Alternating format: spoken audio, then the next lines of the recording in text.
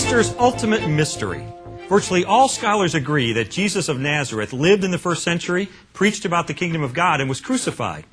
But what happened next is the most controversial issue of history. Did Jesus rise from the dead and thus authenticate his claim to being the Son of God?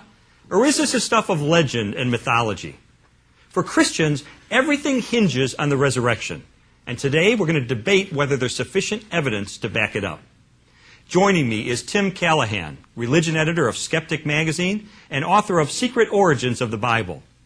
And Dr. Gary Habermas, who's considered one of the world's leading authorities on the resurrection. He chairs the Philosophy and Theology Department at Liberty University, has written several books on the resurrection, his most recent being The Case for the Resurrection of Jesus. Well, Tim, let me start with you. In your book, you suggest that the resurrection of Jesus isn't original at all, but it's merely a story that was recycled from earlier mythology and mystery religions. You specifically in your book mentioned the stories of Osiris, Adonis, and Attis. Could you explain what all this means?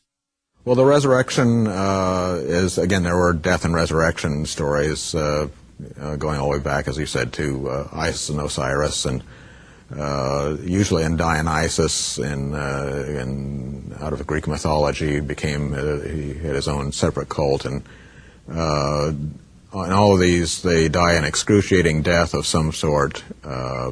Dionysus is torn to pieces and eaten by the Titans, and then they arise physically from the dead. So you're saying that this Jesus story then is just a recapitulation of this earlier mythology?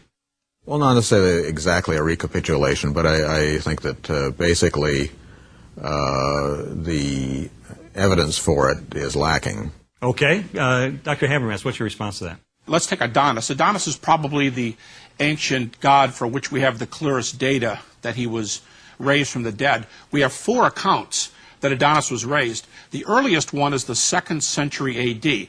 The other ones are between the 2nd and 4th century A.D. The earliest account we have for Attis is the 3rd century A.D.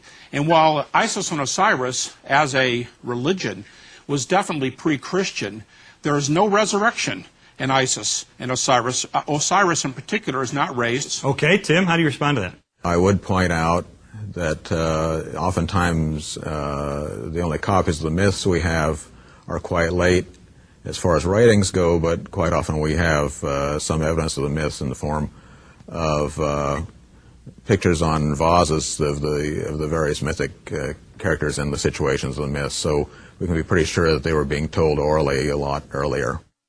Go ahead, Dr. Habermas. If we're talking about stories on vases or on other reliefs, there is still no resurrection. There are no resurrected gods for which we have influence, for which we have data prior to the 2nd century. Is this an objection, Gary, that you get a lot from scholars, that this is the origin of the resurrection of Jesus is somehow based on or influenced by these earlier mythologies? Well, I've done a count recently of 1,200 sources on the resurrection, everything published since 1975 in German, French, and English.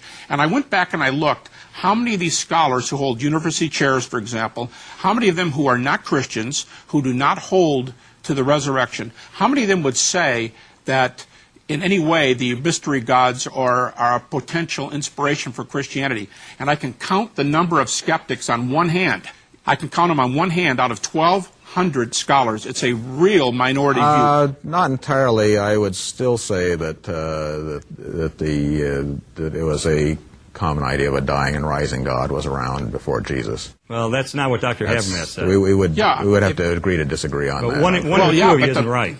The point is, Tim, if you're gonna hold to a dying and rising God before Jesus, I want to say, where's the evidence? Well, I would say that, first of all, that the myth of Dionysus probably does antedate Jesus.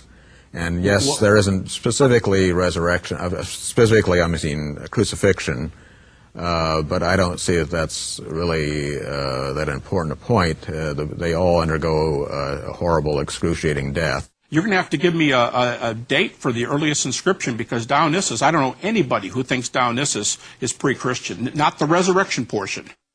Okay, well, all I can tell you is that the myth is that he is torn apart by the Titans, eaten, and he is raised from the dead. But what is the date? I don't what know is the date. I don't know the date of the, as I said, of the original.